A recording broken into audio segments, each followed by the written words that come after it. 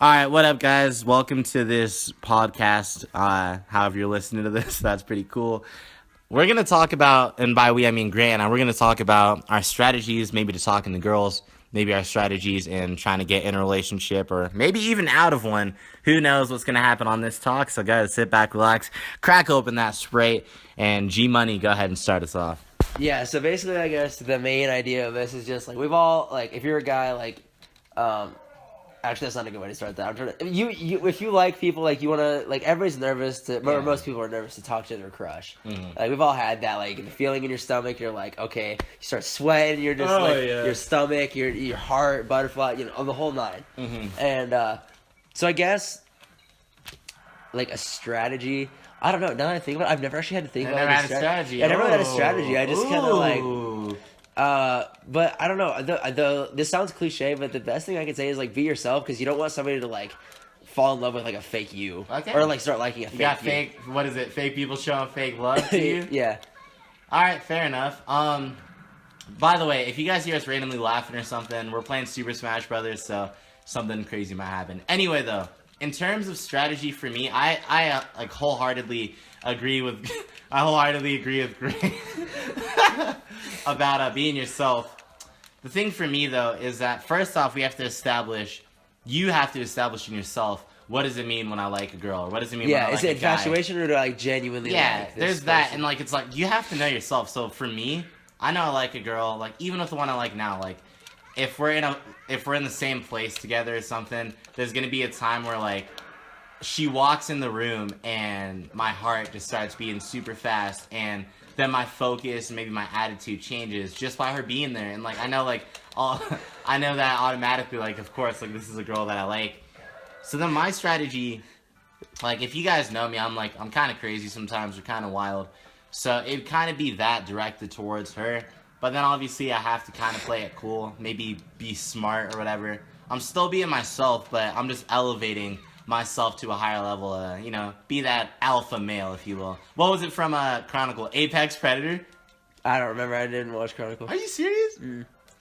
What the frick? Yeah. Yo, watch Chronicle, bro. I'll check it out. Anyway, though, yeah, so like, dude, you can smooth talk, though, smooth talk, be yourself, be smooth. That's just how you do it, and maybe it works out, maybe it doesn't, but, I've had rejection in the past. Also, like, sorry, I didn't mean to cut you off. That was it, yeah. All right, like, one thing, like, I think is super important, like, it's not lame to be a gentleman. Right. It's not lame to be, like, what are you... Ducking from your shot. It's not lame to be chivalrous and, like, show your... not dead, eh? Yeah, and it's not lame to show emotion either. Like, you don't have to cry about, like... Exactly. Yeah, like, I'm just saying, like, it's okay to, like, show that you care, like... Oh, yeah. Being the guy, act like a tough guy. Like, some girls are into the whole, like... Macho man? Yeah, and that's fine, but, like... That's a baby. My head. Anyways, but no, like, I just think it's really important, like... The art of being a gentleman and being chivalrous has really kind of gone, like, it's not a thing in our generation, which is sad. Yeah, it is sad. Like, open the door for her, or him. Or, exactly, like, yeah. Independent. Yeah. Independent. Yeah. Anyways, like, I'm just, like, I can't stress that enough. Like, yeah, dude. And, this. Yeah, you got one. You got a good one. This annoys me. I'm actually going to pause. Yeah. Okay, yeah. Like, something that really gets on my nerves is, like, nowadays, like, being loyal is, like, taboo. Like, people, it's, like, it's rare to see loyalty. Like, Andre was saying, like, was that our last podcast? Yeah. We were talking about how, like, you can be in, like, I personally, like, we were talking earlier, and this girl was in a relationship with a guy for, what, 2 or 3 years? Yeah, dude. One weekend, went off to college, like, they were in college. Fell in love again. She fell in love with a different guy over loyalty. one weekend. Mm-hmm. And it's a whole loyalty thing, like. Yeah, I agree. Back in, like, the older generations, like, 50s and stuff, like, the divorce rate was so low. Yeah. Now, like, 75%. Or it's like, I don't even know. Like, what does that say about people, too? I agree. and it's like you putting your trust in a person. Well, all right, the thing is the way that girl handled it, like, it sucks what she did, but at least she didn't cheat on the guy. At least she broke up or whatever. That still stinks. But when loyalty comes in handy, here's what happens in a relationship. Like, you're in a relationship with a dude or a girl, that doesn't mean that automatically, like, every girl or guy is now ugly. because like you're still gonna be attracted to other people. That you're a human. You're a human. We don't blame you. But the thing is that like if you're making a commitment with a person, then you stick with it, especially in marriage. And like that's the issue, is that marriage isn't real anymore. Love isn't love anymore to a lot of people, and that's why it becomes just law, bound by just like flesh, and it's not this lifelong commitment and wanting to like stick it out and do things. And like sometimes people find, I guess, better people or the right person through divorce, but at the same time you have to work through your issues, and like it's difficult, but love comes with a cost. Yeah, and like it, when I was younger and I'd see people like get cheated on or whatever, or broken up with, I'd be like, oh, that's really sad, but like I wouldn't think much of it. I'd be like, oh, that's really sad, like that's a bummer for whoever, like for that relationship, like it's sad it didn't work out.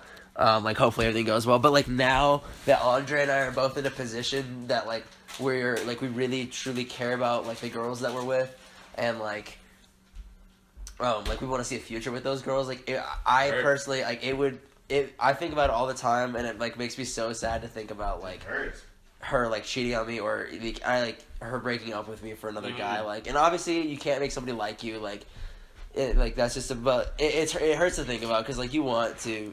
Like that person to like you. Exactly. And that's also human nature. Like if you like somebody, you want them to like you back.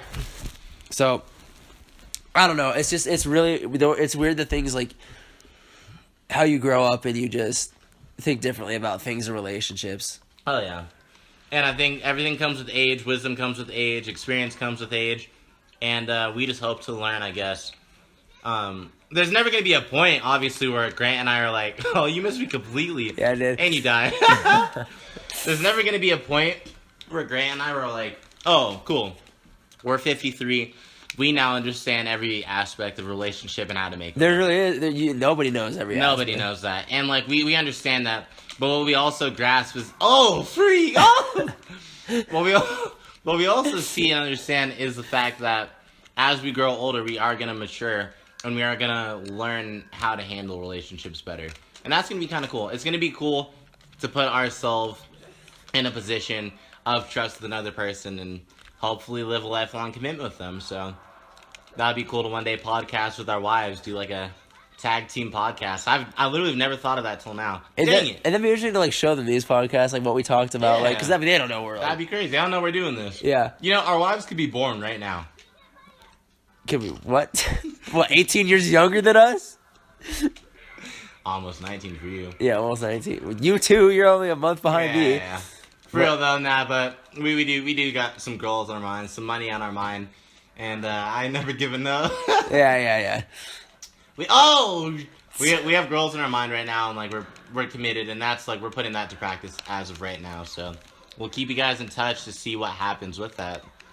Yeah. Do you have any final points? Real quick, I guess, like, obviously, I don't know who would see this, but other than us, but, like, to us down the road, like, you know what? Yeah, to us down the road. Mm-hmm. If things don't work out for either of you with the girl that you're with right now, and I know it's hard to think about that, but if it doesn't, like, something my mom always tells me about relationship is, like, my parents were together 26 years and they're divorced. And they found people, like, they're both remarried. They couldn't imagine being with anybody else. Yeah, exactly. And that's crazy to me. It's like, you find somebody, you think you're in love with them, and you think you're going to be with them forever. And, like, you change. People change. But, like, back to what I was saying, obviously, Andre and I are young now. And to us in the future, if things don't work out, hopefully they do. Yeah, I'm optimistic for both of us. Oh, yeah. Very. But if they don't, like, obviously, like, there's more options out there. Yeah, it's not the end of the world. Like, that's the thing my mom is really stressed to me, because, like, obviously, we're at an age where, like, we're really, like, we're very deep in our feelings. Yeah, we're very emotional. Like, college is a hard time. And, like, we're just going through a lot. And she always tells me, like, if things don't work out, she's like, I know it's hard to think about that, but just know that it's not the end of the world. She was like, you may have, like, really dark thoughts when, like, things like that happen, like, really bad things. But, like, don't act on those. Like, don't, like, do anything to hurt yourself or whatever, even though, like, it might seem like it's the end of the world, like, because you love this person and, like, you think that there's nobody else like them. Yeah. Like, there's always somebody else. Like, even if you don't want to think about that, I know it's like, rough. True, yeah. And it does suck to think about, because you want to believe that you found your person, but, like, if it doesn't, then now there's just always know still there's something like else. it's okay. Yeah. I don't know. It's hard for me to even like say that because I want it to work out so bad, and you know, as long as you continue to put in the work and the effort, I believe that it will. Yeah. So as for now, we're gonna hop on a different topic in a bit. So thanks for joining. Peace.